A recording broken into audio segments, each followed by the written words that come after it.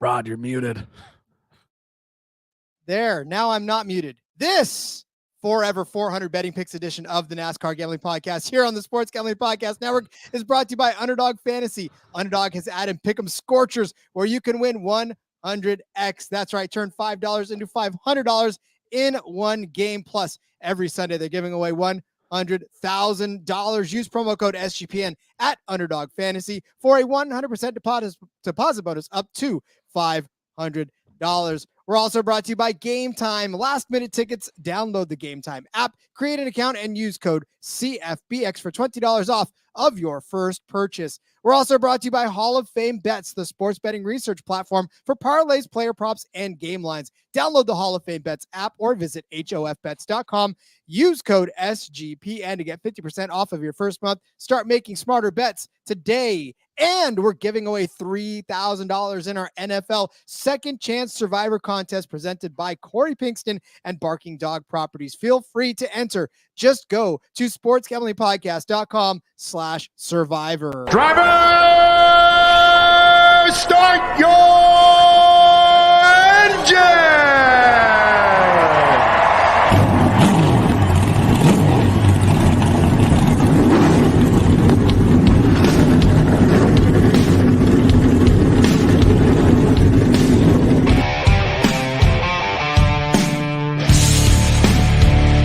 Strap in and pull those belts up tight as the Sports Gambling Podcast Network presents the NASCAR Gambling Podcast. I'll wreck my mom to win a championship. I'll wreck your mom to win a championship. With all the news and the best bets for your NASCAR weekend. It refrains me from not beating the out of you right now because you asked me stupid questions. But since I'm on probation, I suppose that's improper to say as well. If you could talk about racing things, we could talk about racing things. Now, here are your hosts, Rod Villagomez and Cody Zeeb.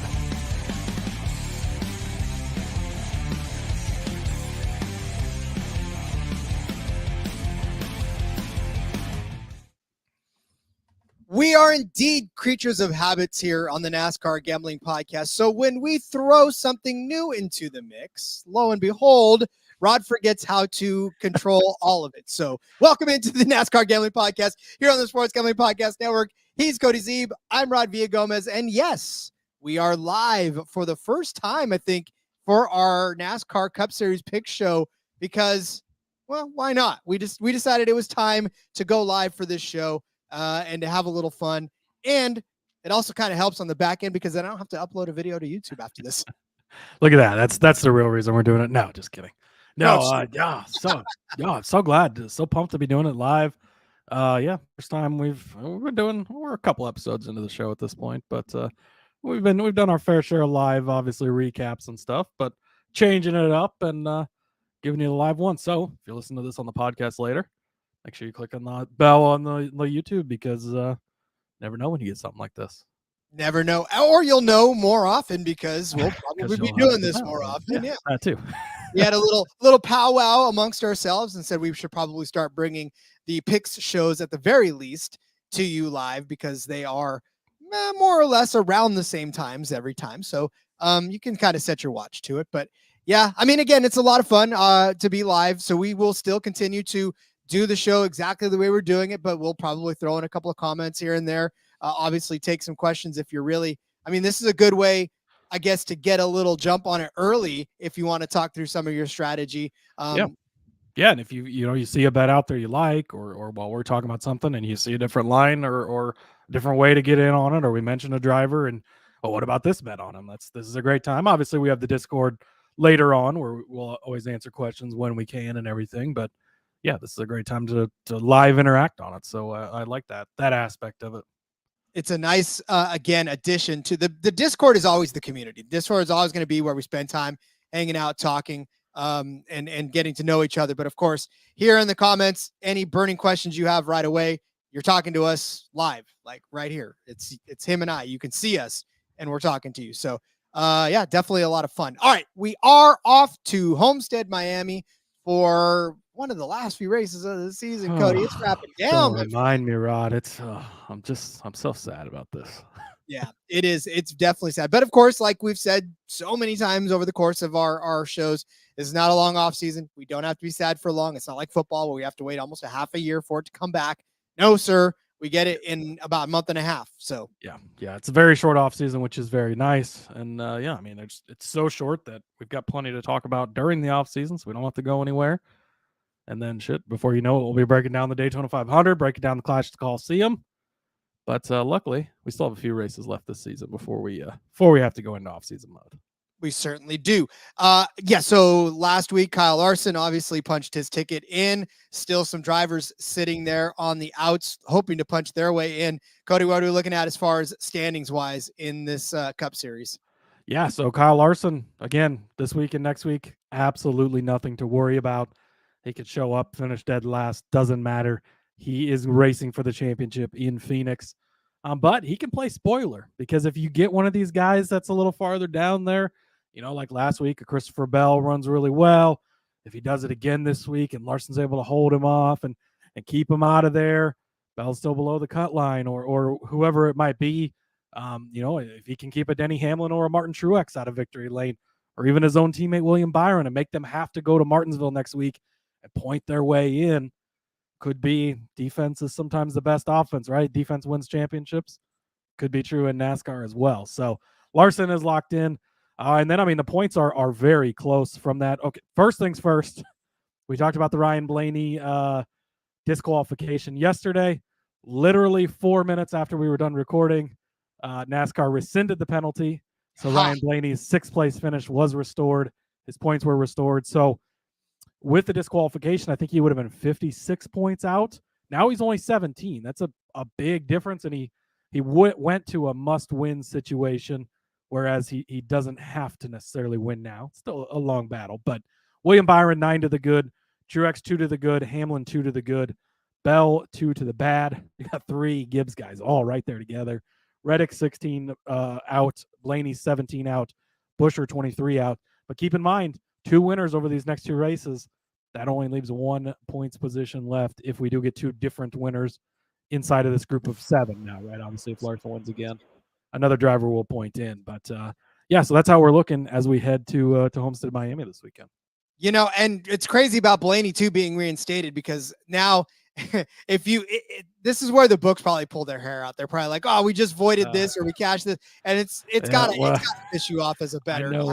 Shout out to John Little. Let's go, he says. Up, John. Always jumping in when we're live. Appreciate that. I'm in a few different fantasy NASCAR games and leagues and stuff, and they send out the scoring, and then they go, well, Blaney penalty, we're going to change it. They change it all. And then you get the message, and it goes, I think NASCAR hates me, and they got to rescore it again because, and there was some, controversy in one of the leagues about how things are scored. And, oh, boy, fun times. But this is the only frustration, too, when it comes to situations like that, especially in racing. In football, you don't really go back and you don't change the outcome of it. There's stat corrections that maybe take a yard away from a carrier or do whatever. But, you've literally told the driver that they finished dead last because of this. And then to go back 2 days later and go, oh, our bad. No, you didn't. What?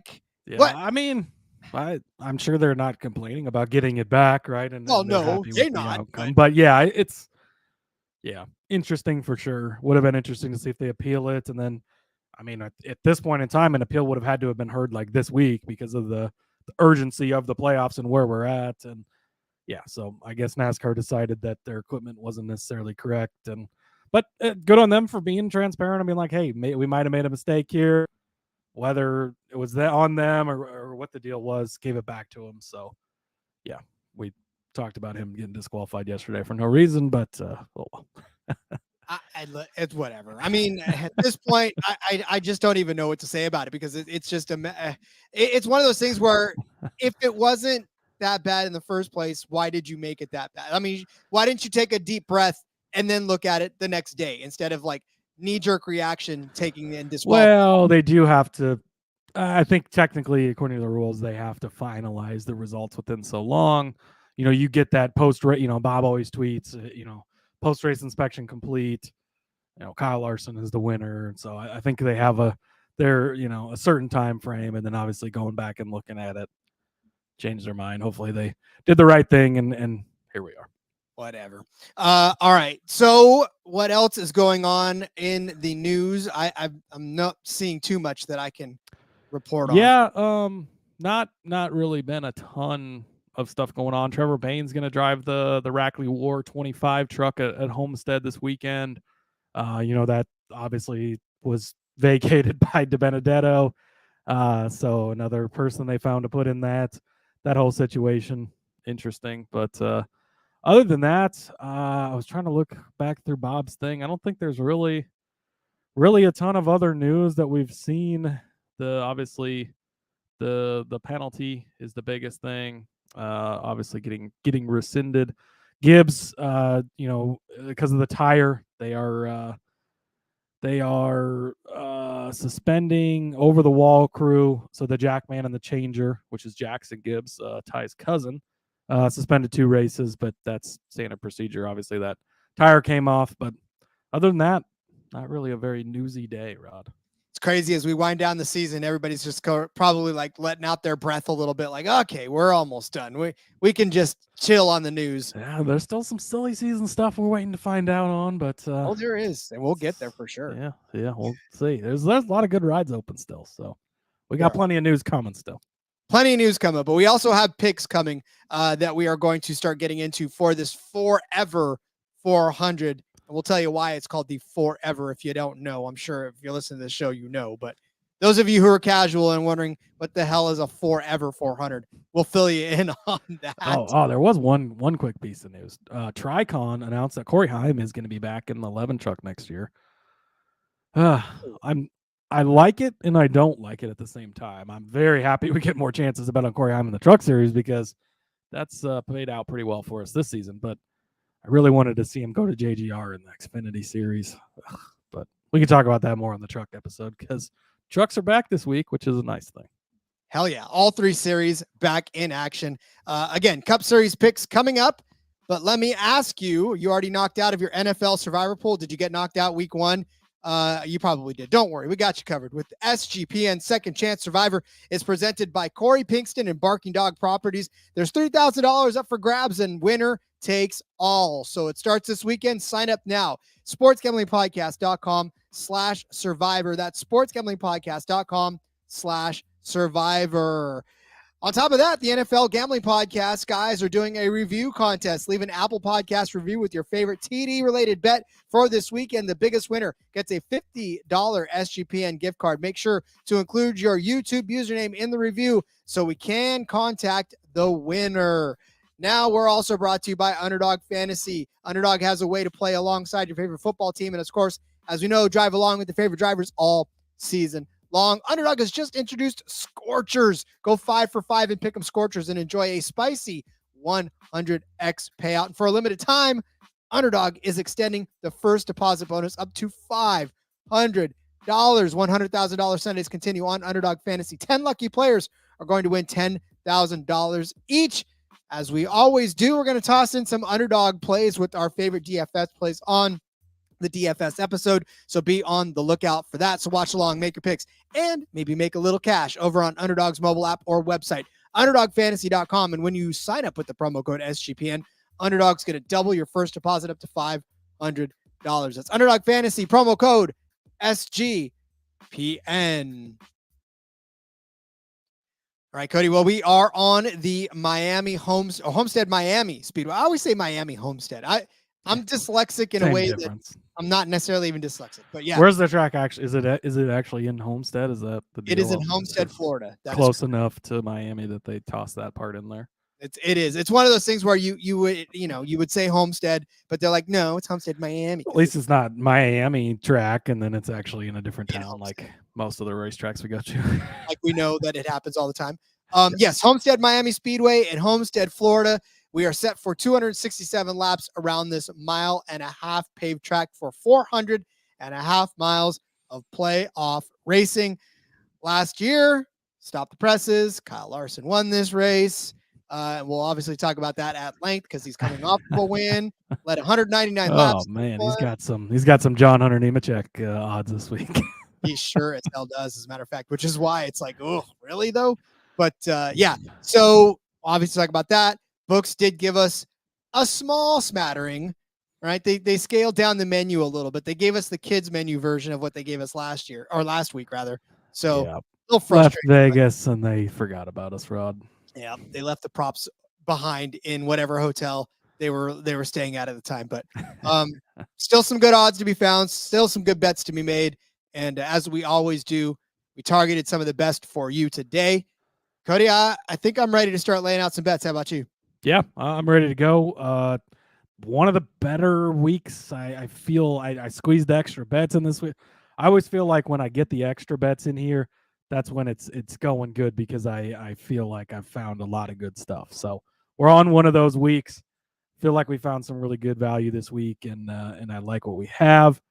So yeah, I'm ready to go if you are. All right, let's do it. Where are we going first? All right, we're going to jump into the top 10 market. I got two longer shots here, and I really, really like both these guys, especially for where their odds are at. I'm going to start with AJ Allmendinger, top 10. He's plus 450 over on Caesars. AJ Allmendinger's actually been pretty good at Homestead-Miami in the past. So last season, he finished third place here inside the top 10, I do believe. He was sixth place in stage one as well. So, like, he was running well throughout the race. It wasn't just kind of a fluke getting there at the end. Prior to that, hadn't been here in the Cup Series since 2018. Obviously, spent some time in the Xfinity and stuff and whatnot. So, but going back and looking at his previous history here, he had an 8th place in 2016 for JTG, 5th place all the way back in 2010 for Richard Petty Motorsports at the time. And in his 11 Cup Series starts here, he's been in the top 15, 7 of those 11 races. So AJ Allmendinger, a guy who can find his way up into the top 10. And again, at this point, I think he's got a job, right? Probably going to be an Xfinity for Colleague, but kind of, I mean, you saw the emotions after he won a couple of weeks ago, right? He knows that this is the end of the line for the Cup Series. He might not ever be full-time in the Cup Series again. And this is he's got 3 more chances here. He's got Homestead, he's got Martinsville, he's got Phoenix. Soak it up. Going to a track he's got good history at.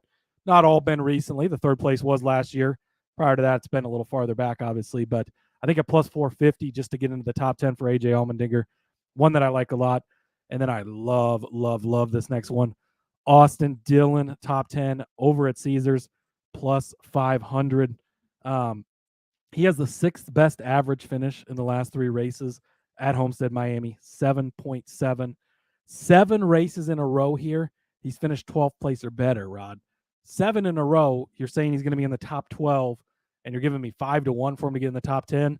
Now, he does have like 3 11th place finishes and a 12th place in there, I think. So, not all in the top 10, but he's getting just the fact that you're getting that close, right? You're within 2 spots, and you're giving me 5-1 for that. I think that's really, really good value. So, got to get in on Austin Dillon there. He finished, 4th place last season. So in his very first start here, he was 25th. And then since then, his worst finish has been 14th place every other start he's made at Homestead-Miami. So Austin Dillon continues to show up on this track. Not all been roses for him here this season, but 1.5 miles have tended to be better to him over time than other tracks. And he's got a really, really good track history here at Homestead. Another thing I wanted to say too, as far as looking at Homestead, it is 1.5 miles, like a Kansas, like a Texas, like a Las Vegas we've had recently. Different though, right? This is a high tire wear. Kyle Larson is literally going to be bouncing off the wall every single lap. The line he runs here is going to be incredibly crazy, which can make him scary to bet at plus 275. This car does hold up a little better. We'll get into that when we get into the outright market, but I do think that looking at track history here is a little more important than just the other 1.5 miles. So maybe where, as like last week going into Vegas, we weighed Kansas and Texas a little more heavily. You still weigh that in, I think, in current form, obviously momentum, we're big on that. But I do think track history more important here than at some of these other 1.5 miles we've had recently. Yeah, and for this too, and these top 10 odds are the ones that are farther out, I think are much better value to take a stab at than some of these ones that are closer. Obviously, we know that with the minus 500s in there for these top 10s, they sort of juice the top so heavy that it's difficult. But It is funny because, in my research, obviously AJ Allmendinger's name popped up. And then, of course, Austin Dillon. I thought, wow, that's crazy that he actually has that good of a finishing record. So for those types of prices for them as top 10s, yeah, absolutely. You got to jump on that for sure, especially when the rest of the whole top part of it is just gross and disgusting. You wouldn't want to touch it. So, yeah, exactly. And I mean, we've seen the top 10s have shook up quite a bit here lately. Like, it's not the same guys aren't finishing in the top 10. So you get guys that have super good track records here, especially at this big of a number. Like, for Austin Dillon to have 7 in a row within 2 spots of the top 10, and you're getting him at 5-1. Like, that just blows my mind that it's that good. Indeed. All right. I am going to start my first bet with a poll bet or fastest qualifier. I guess essentially that's the poll. I don't know why they don't just call it to win the poll, but fastest qualifier. Denny Hamlin is at plus 250. I feel like I said this last time. I gave this bet out last time because you look at the track record for him here at this track. In 2015, he won the pole. In 2016, he started 4th. But then in 2017, he started 1st. 2018, he started 1st. 2019, 1st. 2020, 1st. 2021, 1st. Then that streak got broken because I jinxed it at 14th is where he started in 2022. That's, I think, where I said Denny was going to win the pole because he's done it every single time.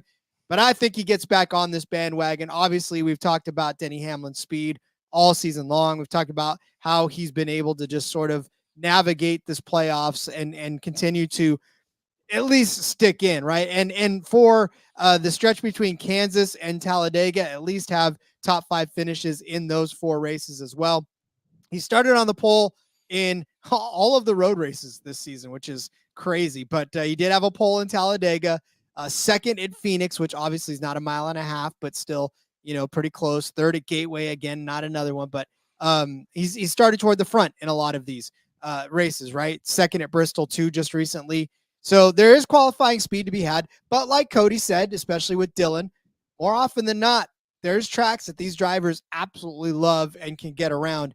Denny Hamlin loves and can get around this Homestead-Miami Speedway. So I think putting him back on the pole, especially at plus 250, is a fun little stab to take because, I mean, hell, if he cashes this, then you're sitting there with a nice little plus money win before you even get into the race itself. Yeah, they absolutely murdered the qualifying odds this week, though. Like, Kyle Larson is minus 110 just to sit on the pole.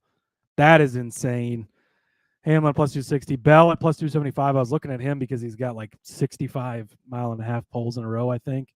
Not really, but he's won a lot of them this season, obviously. But, man, they're just – the pole odds are much shorter than I like. I don't know. It's a little gross, but Hamlin I do think is a good pick, and for the numbers you're getting at that number, I definitely don't hate it.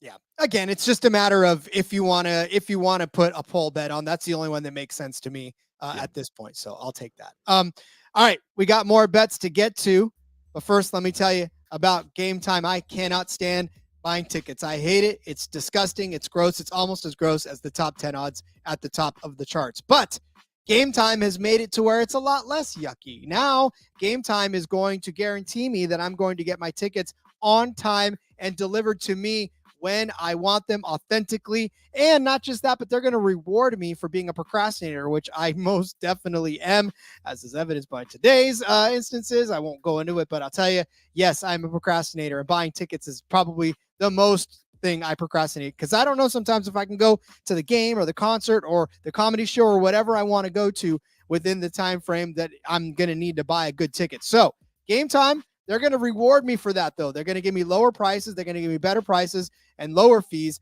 And they're also going to give me flash deals on some of these as well. Plus, it's made for mobile, so my tickets get sent straight to my phone. No muss, no fuss. Literally can just open up the Gametime app, and there are my tickets. Don't have to have an email or some phishing email that I'm trying to open up. No, don't worry about any of that. You're going to get the tickets that you want when you want them at the price that's going to not leave your wallet empty so you can't buy a couple of beers at the concert itself. So snag the tickets without the stress of Gametime. Download the Gametime app, create an account, use code CFBX for $20 off of your first purchase. Terms apply. Again, create an account, Redeem code CFBX for $20 off. Download Gametime today. Last minute tickets, lowest price guaranteed. Win bigger by betting smarter this NFL season with Hall of Fame Bets, the sports betting analytics platform for parlays, player props, and game lines. Research every NFL, NBA, MLB, and soccer bet with historical stats and data. Enter any parlay idea into the Hall of Fame Bets revolutionary parlay optimizer tool to get hit rates broken down by leg as well as expected probability for the entire parlay. Sort all players by hit rate for any bet to learn which players are hot and which picks have value. Stop betting in the dark. Join over 30,000 users researching with Hall of Fame Bets to craft more intelligent, data-driven parlays. Download the Hall of Fame Bets app or visit hofbets.com. Use code SGPN to get 50% off of your first month today. Start researching, start winning with Hall of Fame Bets. All right, Cody, let's take us down to bet number 2 on our card.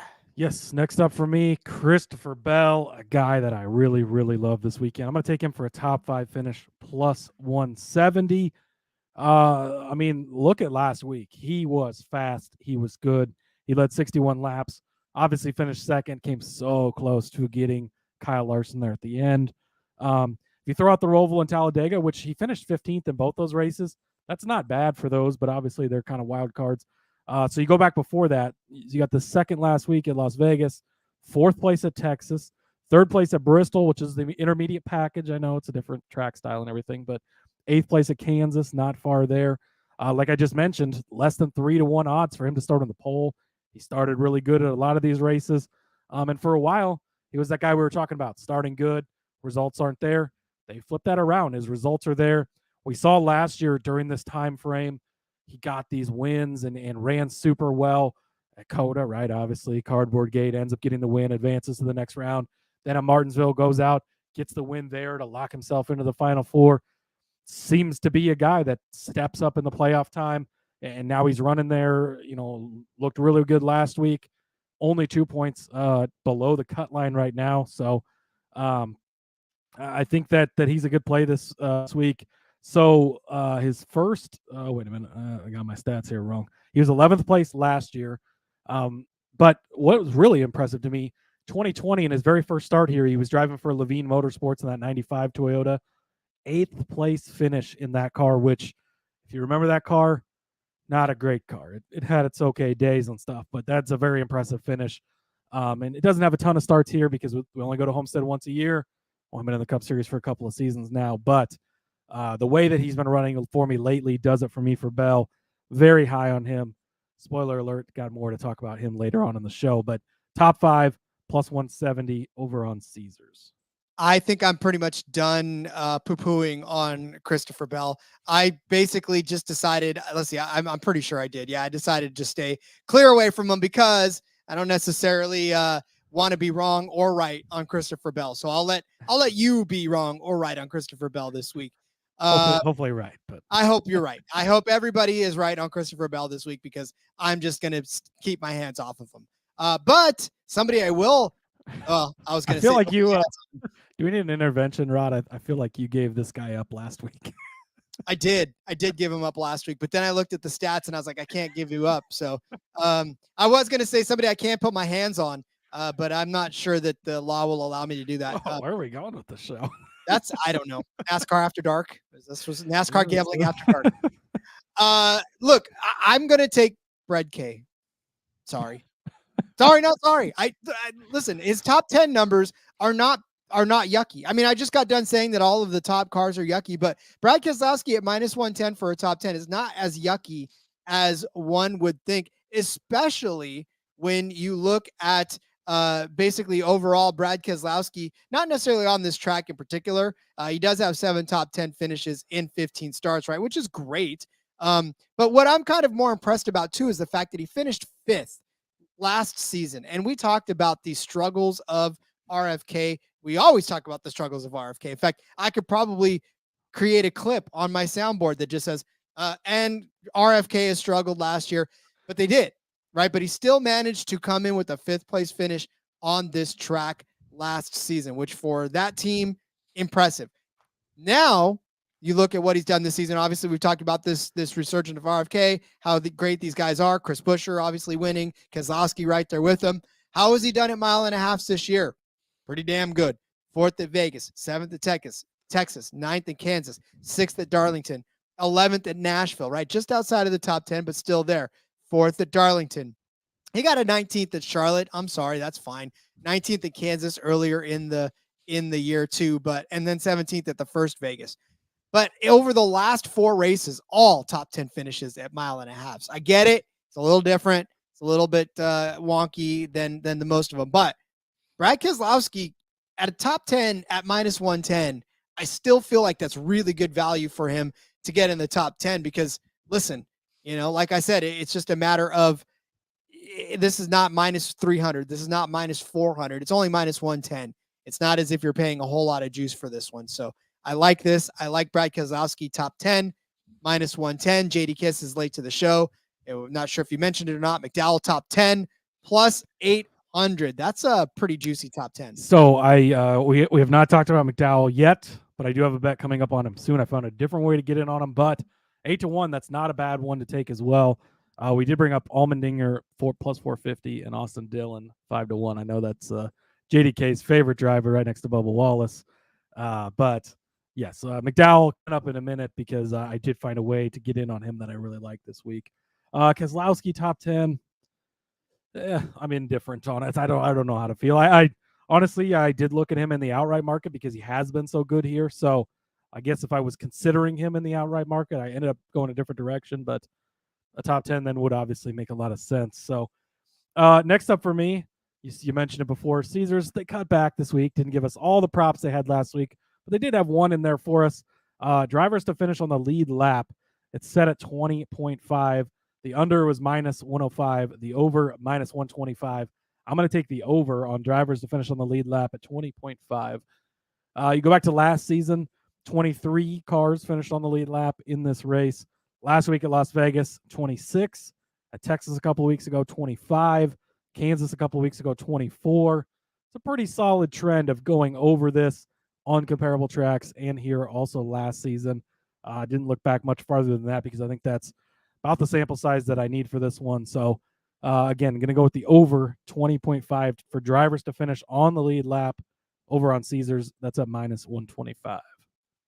This is like the to finish on the lead lap type. And in fact, I'm a little bit disappointed because I definitely had that one circled as something I wanted to breach. Yes, I beat you to the dock this week. Get to the dock, and I'm like, oh, for the love of God, Cody. Was the only special prop really on there, so I had to get in on it. Come on. It's true. Yeah, I was a little bit ticked off, but I agree with you on this one because this is definitely which side would you have taken, the over? Or the under? I definitely would have taken the over. Right, yeah, well, because, good then. Yeah. Double lock salute. Well, listen, because again, it's a matter of this number 20.5. I mean, there's 36 cars, right? I mean, that's and you're not going to I don't think 16 cars are going to. Yeah, I mean, it depends on attrition, right? You get guys with attrition or that have problems and stuff. But even last week, like that was really what sold me is last week we had to go a long green flag run to end the race, right? We didn't have the late caution, and you still end up with 23 on the lead lap. So you get that late caution. We go to overtime. You get the lucky dogs, obviously, and then the what the hell do they call it? Where they let you pass by if you don't pit. The free waiver round. That's what it's called. Yeah, I don't know why that was slipping my mind, but that gives you more opportunity for So I think even if we do get a long green run, they proved last week that we could still go over this number, and then this also accounts for late caution flags and things going crazy. So I think the over is the way to go. It's juiced up a little more. So obviously the books agree with you there, and you only pay the juice if you lose. So I think that's the direction to go. Agreed. All right. We talked about it already. John Hunter Nemechek will be in the 42 car for Legacy Motor Club. Talked a little bit about it yesterday in our recap show, just talking about the fact that this Toyota Chevy crossover is brought to you by Jimmy Johnson and Company. John Hunter, obviously, in his new ride anyways, so might as well get a feel for it. He did race in this race last season, which is why I'm taking him also as a top 10 car at 6-1 plus 600 for John Hunter Nemechek to finish inside of the top 10 in this race. He's been on this in this track once before. Of course, he was in the 45 car. kind of a different take on it. Obviously, 45 is a lot better off on as far as cars are concerned versus the 42. But he started 4th, finished 27th. Not a good run for him there, but he did start 4th. I mean, he put this 45 car inside the top 4. Just couldn't hang with it and keep it there. So, but that was last season. John Hunter Nemechek this season has gone absolutely bonkers in the Xfinity Series, right? He earned this ride that he's about to get here in the coming season. Definitely turning a lot of heads on this one. Now, for me, this is just a matter of taking a guy, right, in a car that can finish in the top 10. He honestly can, right? The 42 car, the 43 car, both of those cars have top 10 ability. Obviously, we've seen Eric Jones do it a few times this season. Well, now, Hocevar's been really good in that car too. So he has. Yeah, that's what I'm saying. He's running in and around the top 10 himself. So I think John Hunter Nemechek is definitely poised for a very good run in this one. And again, it's 6-1 for him to sneak his way up into the top 10 where, AJ Allmendinger was last season. Austin Dillon was. These guys aren't top 10 cars for most of the season, right? But they find a way to do it here. I think that's the same kind of gamble I'm willing to take on John Hunter Nemechek to finish inside the top 10. Like I said, at 6-1, this is a really good hit. This is better than if Kyle Larson wins the race for you, right? Yeah. So, yeah, and like I was just looking to see if Xfinity odds were out, and they're not, but truck odds are out, which is odd. But they're probably trying to figure out how low they go on John Hunter because he's going to be the favorite in that race. There's a good chance he wins this week. We'll see what that number's at. I'd love to pounce back on him if we get the number good enough. We'll see what it's at. But he's going to be good in that race. He's going to have that track time the day before. And then you give it to him on Sunday there in this car that's capable of running well. We've seen it from Legacy later on in the season. Both those cars have run well. Jones has had a lot of good runs. Hocevar has run really well in that 42 car. So, again, I do think the top 10 odds, while, like you said, they're really, really gross at the very top, when you kind of get a little farther down in here, there's some really good value on top 10s. And take a couple of these longer shots and you hit one or two of them, and you're going to have yourself a pretty good day on these top 10 bets. And this is a track that'll lend itself to some of that. So, yeah, again, take some stabs and hopefully they're good and calculated. But, yeah. All right, what do we got next? Next up for me, Rod, I'm going to attack the top Ford market. I am going to go. So, I was looking at Kevin Harvick here. I was looking at his track record here at Homestead, Rod. He has got 22 starts at Homestead-Miami Speedway, Rod. What is your guess on how many times he's finished inside the top 10? Top 10, 19 times. Oh, you looked it up, didn't you? I already knew it. 19 out of 20. Are you kidding me? 19 out of 22 times he's been in the top 10. So give me Harvick. First of all, I'm going to take his top 10 number. It's plus 110. This is like possibly the biggest bet I placed this entire season is Kevin Harvick top 10 this week, plus 110. 19 of 22 times. I don't know the percentage on that, but that's a fucking lot. That's the percentage. That's ridiculous. 19 to 20. That's a crazy amount of times. Man, it's just that's insane. And they're JDK plus. If you got Bet 365, it's plus 140 over there. Wow. Holy shit! Get on that before it moves because that is incredible. But I'm also going to take Kevin Harvick to be the top finishing Ford. Obviously, going to be around the top 10, right? That's almost a lock, right? 19 out of 22 times. So going to take him top Ford plus 450. So obviously you're competing with Buescher here. It's kind of cooled off a little bit. It's another guy I did consider in the outright market along with Keselowski, like we talked about. So you think those guys are probably going to be around the top 10, but they're not necessarily locks. But they're the favorites in this group for obvious reasons. Ryan Blaney, I know he finished 6th last week. Wasn't that impressive.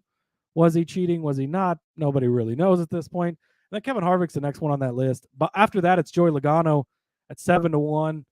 Again, not been super impressive from Joey. I'm going to make a case against Joey here in a minute. And then after that, it drops to 45-1 for Michael or for Eric Almirola after that. So, I mean, then, it's pretty much long shot. So really, if you're taking this group of favorites, you got 1, 2, 3, 4, 5 Fords who Caesars is basically saying one of these guys should be the top 4. So you're basically getting a big group here as long as you don't get a random upset from Chase Briscoe or some stupid shit like that. And so you're getting Kevin Harvick at plus 450 against these guys. Love Kevin Harvick, top Ford. So I'm going to take him top Ford plus 450, top 10 plus 110. And then this is the Michael McDowell angle that I landed on. 50-1 for the top finishing Ford over on Caesars. Again, I just made I talked about the guys in front of them, and there's only 6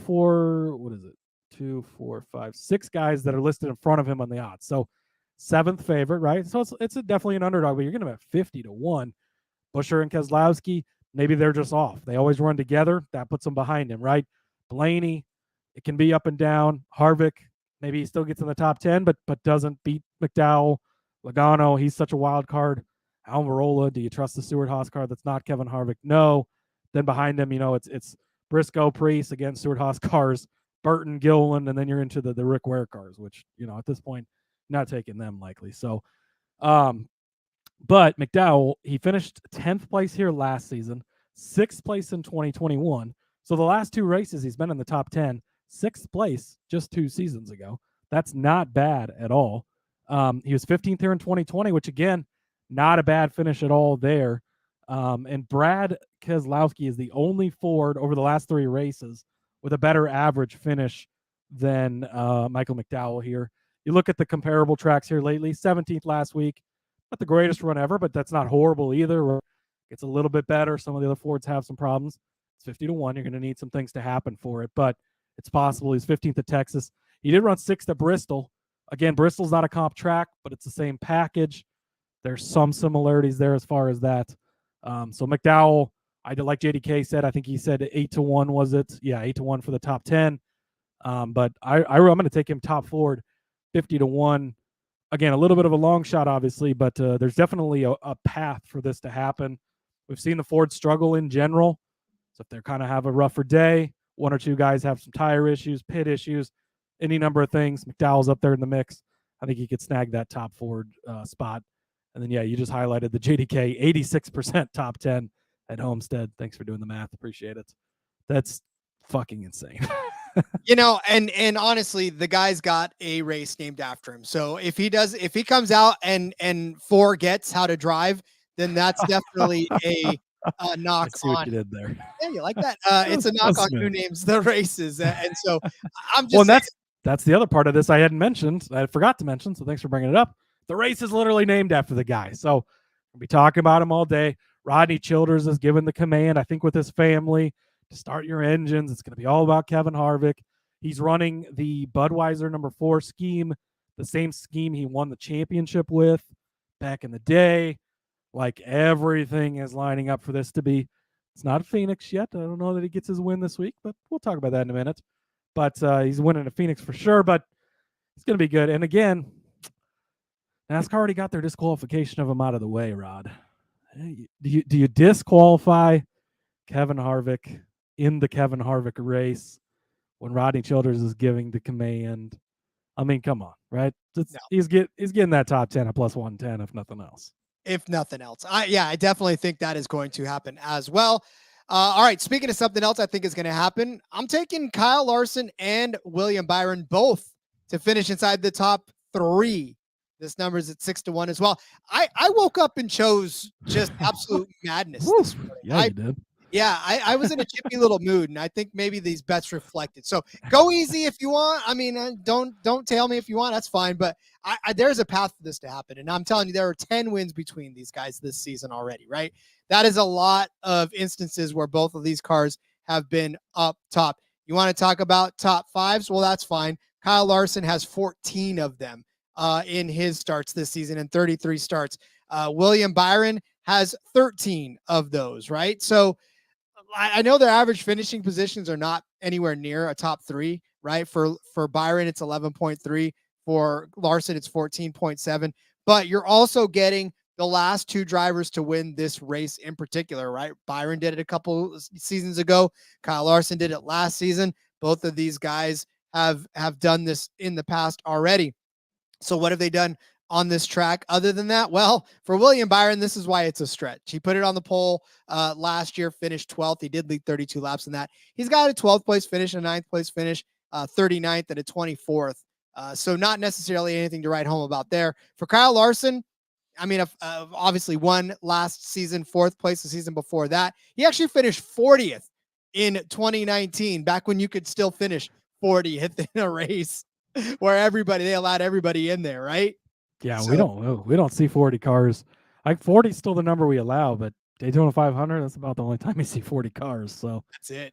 yeah. So, and then he does have a second place finish in 2016, a third place finish in 2017. So he's done it before, even in that 42 car. So obviously, there's a reason that he's plus 275 to win, or plus 250 now to win. It's moving on us.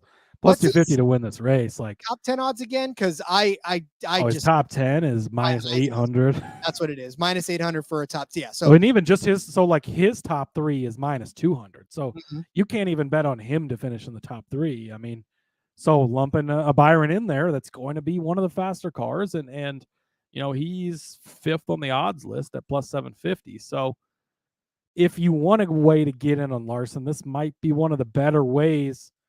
Obviously, you need Byron to hold up his end of the deal, but the Larson odds are worse than the John Hunter odds of last week, and it's rough. Yeah. Again, like I said, that's one of the biggest reasons why I went this direction too, is because like William or Kyle Larson, it doesn't matter if they finish, if Byron wins and Larson comes in second or third, or if Larson wins and Byron comes in second or third, you're going to cash this bet. Doesn't matter which way they finish, so long as both of them finish inside the top 3. You don't have to guess. You don't have to pick the outright on either one of this. It's just right there for you.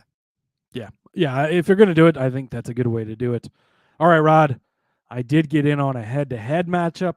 I'm going to take Alex Bowman over Joey Logano. It's at even money over on Caesars, plus 100. Joey Logano, so he had a really good run of races here, top 5s, winning races, just being really good. But the last 3 seasons, it has been brutal for Joey Logano. Over the last 3 races here, 33rd best average finish of all drivers that have raced over that time span. His finishes have been 18th, 25th, and 27th. Homestead has not been kind to this 22 car, to this 22 team. And then you look back at the last couple of idiots.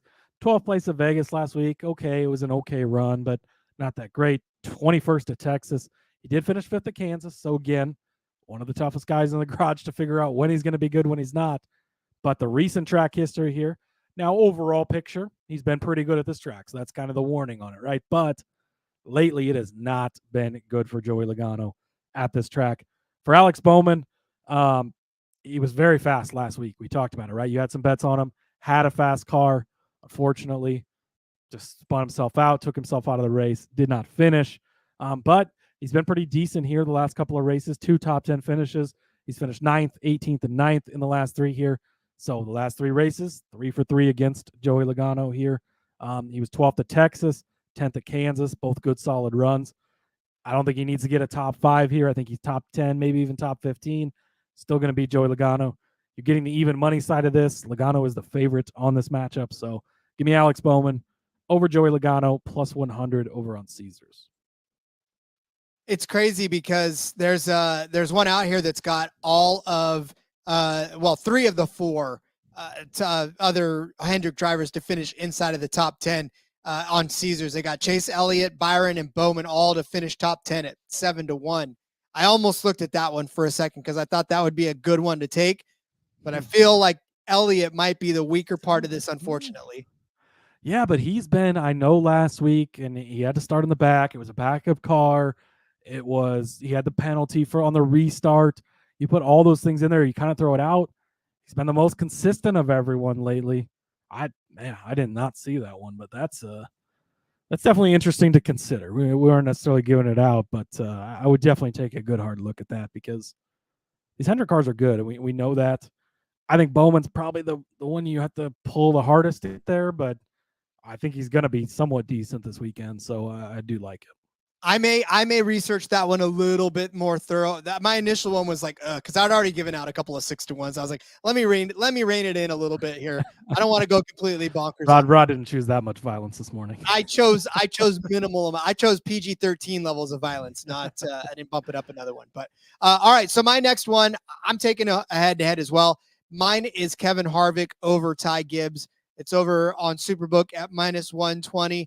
I mean, you already talked about Kevin Harvick and just the fantasticness that is Kevin Harvick, especially on this track, 19 top 10s and in 22 starts. Like, again, the race is named after him.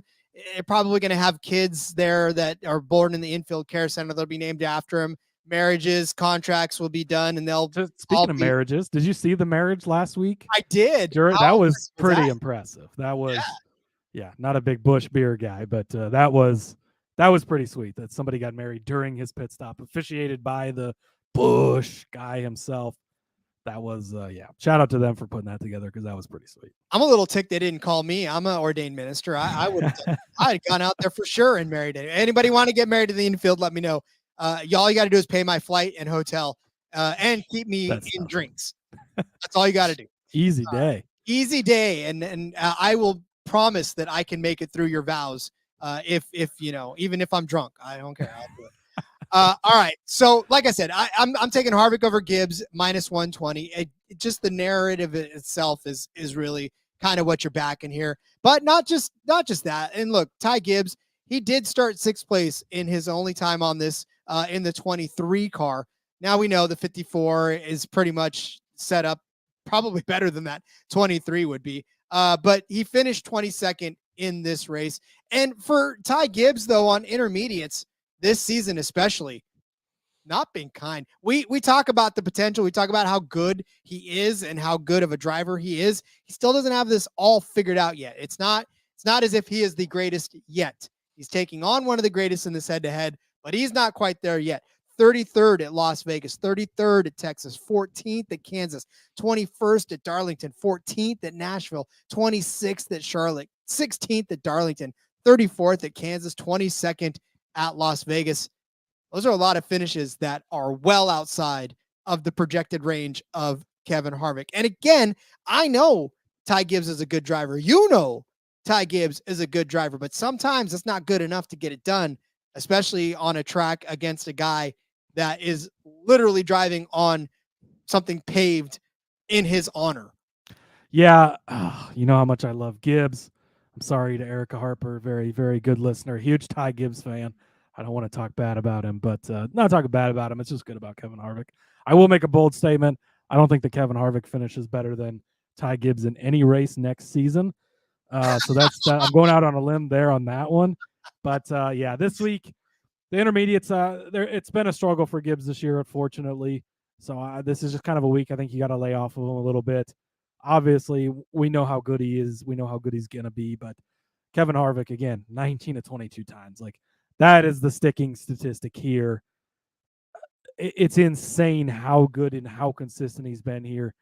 You got to go with the Kevin Harvick side of this. So this will be one of the few times, unfortunately, we're against Gibbs. But it's more just and Gibbs could have a good day. Gibbs could have a top 10 and still lose this head-to-head because Kevin Harvick is just really freaking 86% of the time. That comment's still sitting here. So it's, you got to go Harvick side on this one. I agree. All right. Well, then all that's left is to set up the winners of this forever 400 at the Homestead-Miami Speedway in Homestead, Florida. Cody, who do we got crossing the checkered line in first place? Yeah, sometimes you just don't change things and they stay the same. We're going to do it again. Give me James Dennis Allen Hamlin plus 700 over on DraftKings. So looking at the odds here, it's Kyle Larson's plus 250. Obviously, the books are big on Larson. He just won last week. He doesn't have anything. He can bounce that thing off the wall as much as he wants to, and that could cause him to win this race by 6 laps because he is that fucking good here. And again, much like John Hunter last week, we talked about it on the Xfinity show. If you didn't catch that one, this could just be a Larson runaway. But just like with John Hunter last week, there's too many things that could go wrong to bet on a guy to win at plus 250. It's not F1. There's a lot of other things happening here. A lot of people can beat him outright. He could have an issue. He almost lost a tire last week. Could have had to go to a backup car like Elliott, started in the back. You get a restart violation. He bounces off the wall one too many times or in the wrong way. Just too many things that can go wrong. So, and then Truex is right behind him there, which, man, plus 525, like, Love Truex. He's won us a lot of money this season, but I ain't seen it from him lately. He's been good here in the past as well. I get it. Reddick I considered at 6-1, but Hamlin's my guy. I'm sticking to it. Bet on him a lot this season. He's made us a lot of money. Going to go back to Denny Hamlin here. 10th place last week, 5th at Texas, 2nd place at Kansas. He led 63 laps that day. Was going to win that race until the last caution with a couple laps to go there. Led 177 laps at Darlington, another intermediate. Higher tire wear, right? There's a bit higher tire wear here. That generally plays into Hamlin's favor. He's a veteran. He knows how to save his stuff. He knows how to take care of it. That helps him a lot. He'll admit it. He can't rip the top like Reddick can, like Larson can, but I think he could still put himself in position to win this. Won at Kansas in the spring, led 142 laps at Bristol. Again, that intermediate package. He has the best.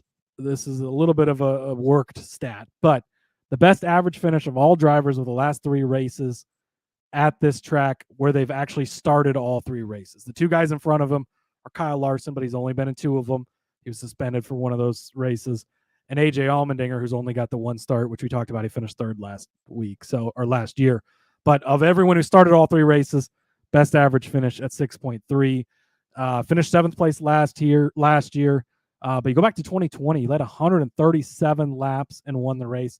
He's won here 3 times before. We know how good he's been on intermediates this season. I think he could get it done again. So give me Denny Hamlin, 7-1. The guy that I've had circled since the checkered flag fell last week. I was very, very happy to see him in this range. Christopher Bell, absolutely love him this weekend. He's probably my favorite of the outrights on the board here. 15-1 if you take the Caesars boost. They've got him boosted up there. 12-1 some places. You can find him like 14-1 a couple places, but Caesars has him boosted up to 15-1. So take that one if you can get it. Even at 12-1, I would still take it there. Love Christopher Bell this weekend. Talked about him earlier as far as getting a top 5. 2nd place last week. 1 more lap. He might have had Larson at the end there. You look at the guys who have been very good on this track in the past. It's Kyle Larson, dirt track driver, knows how to rip the high side, right? It's the things they do in the sprint cars, the things they do in the dirt world. Tyler Reddick, where did he come from? The dirt world as well. Christopher Bell, he's this type of guy, right? Runs those midgets, runs the sprint cars, ripping up the top there.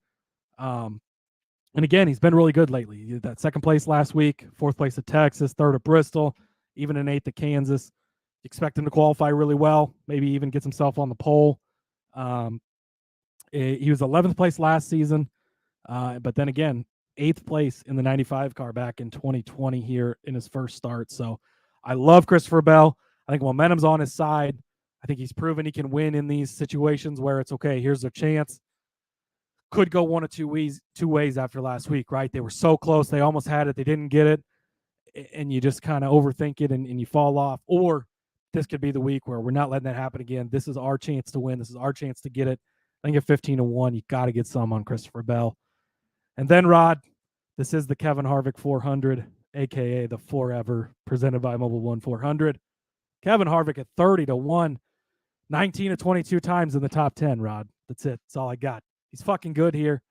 He can get it done. You got to get on Kevin Harvick this weekend. I know that you've retired from betting him. I know I've already got him circled to bet at Phoenix, but at 30-1 on a track where he's got 19 to 22 times, 86% of the time he's already finished in the top 10. He's come so close a few times this season. They're not disqualifying Kevin Harvick from the Kevin Harvick 400 race. That's all I have to say about that. Got to get on Kevin Harvick at 30-1. And honestly, the truth of the matter is you could bet him to win outright on both of these, because again, how fitting would it be for him to win this race, right? And then win the last race on a track where he's been that good. So I would not, again. Hey, Books, we know you're listening. Give us that option. Kevin Harvick to win at Homestead and Phoenix. I would drive to Iowa tonight and place that bet if you put it out there. Especially because if I were to handicap that, I would probably put that at about. I mean, it's going to be a pretty big number, right?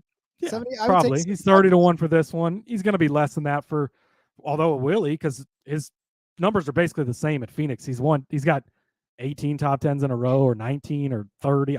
It's a lot. So yeah, he's very good at both these tracks. At 30-1, I mean, there's a lot of longer shots I considered this week. Elliott's 20-1. You know, Keselowski and Buescher. I looked at both those guys, but Kevin Harvick, when he's so freaking good here, 30-1. You can't pass up on it. No, sir, you cannot. Speaking of somebody you cannot pass up on, at 8-1 especially. We talked a little bit about him earlier, and that's William Byron. He's 8-1 on Superbook. I went shopping because I wanted to make sure, because when I initially saw this, I think I saw it at 7-1 maybe. I think I even maybe saw it at 650, and I thought, nah, I don't like that. And then I went looking around other places, and Superbook had him at 8-1, and I was like, absolutely at 8-1. Again, he just won this race 2 seasons ago, right? He's got 6 wins on the season right now. You know that he is going to be one of, I'm sorry, he's got 6 wins on the season. You know he's going to be one of the faster cars on this track, right? He started on the pole here last season, or like we said last season. Just a guy that is probably going to be in contention in this race. And I mean, look, he finished 7th last week at Las Vegas. And unfortunately didn't get a chance to really, I think, compete for it at the end there. He won at Texas after starting 18th.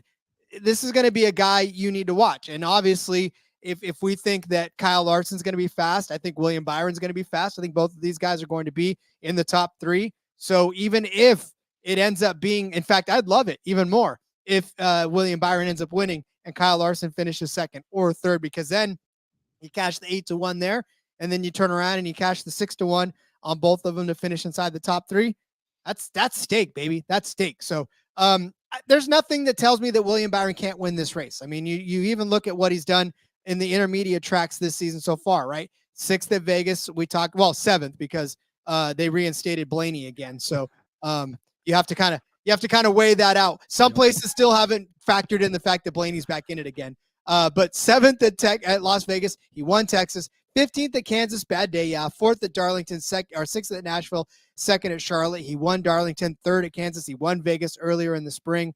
So, again, William Byron, 1.5 miles equals good. I think you like that. Cody, you put this one in there, and here's what's funny. I looked at this one initially and thought, okay, I'll come back to that one maybe, right? And then I picked William Byron as an outright and closed the laptop.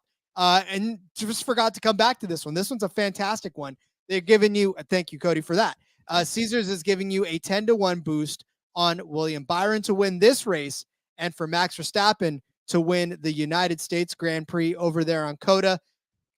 I mean, if I think William Byron is going to win this race like I do, the fact that you get Max Verstappen, what's his number at right now? What's his minus 6,000 to win? That's probably on a good day. Let's just say that if Max Verstappen, it's only minus 400 actually. It's very low odds this week. That's low odds for him. Yeah.